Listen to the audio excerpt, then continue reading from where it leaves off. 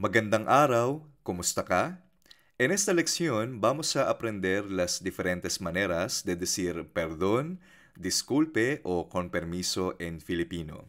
Hay varias maneras de decir estas palabras dependiendo del contexto. Aquí tienes algunas opciones con ejemplos. Aquí están las diferentes maneras para decir perdón o disculpe, es decir, para pedir disculpas. Paumanhin. Paumanhin. Es formal y educado. Un ejemplo en conversación. Paumanhin po sa aking pagkakamali. Paumanhin po sa aking pagkakamali. Pasensya na. Pasensya na. Es más coloquial, significa ten paciencia o lo siento. Por ejemplo, pasensya na kung nahuli ako. Pasensya na kung nahuli ako. Sorry po. Sorry po. Uso común influenciado por el inglés. Por ejemplo, sorry po, hindi ko sinasadya. Sorry po, hindi ko sinasadya. Patawad. Patawad. Puede significar perdón en un sentido más profundo.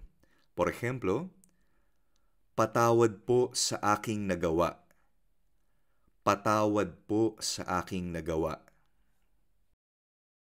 Las diferentes maneras para decir disculpe, es decir, para llamar la atención o ser cortés.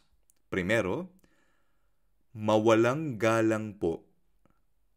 Mawalang galang po.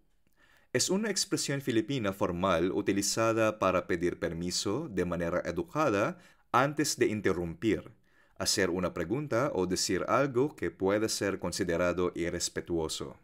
Por ejemplo, mawalang galang po, nasaan po ang pinakamalapit na istasyon ng bus? Mawalang galang po, nasaan po ang pinakamalapit na istasyon ng bus? Excuse me po. Excuse me po. Es la frase más común para llamar la atención de alguien, especialmente en conversaciones informales. Por ejemplo, excuse me po, pwede pong magtanong? Excuse me po, pwede pong magtanong? Diferentes maneras para decir con permiso, o sea, para pasar o pedir espacio. Makikiraan po. Makikiraan po. Es una expresión formal y educada para pedir paso. Por ejemplo, makikiraan po, dadaan lang ako. Makikiraan po, dadaan lang ako. Tabi po. Tabi po.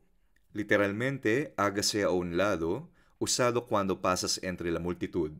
Por ejemplo, tabi po, dadaan lang po ako. Tabi po, dadaan lang po ako. Pasintabi po. Pasintabi po.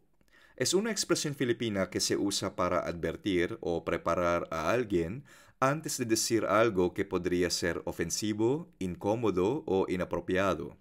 Se traduce aproximadamente como con disculpas de antemano, advertencia o sin ofender en español. Te doy un ejemplo en conversación, por ejemplo, antes de mencionar algo sensible o gráfico.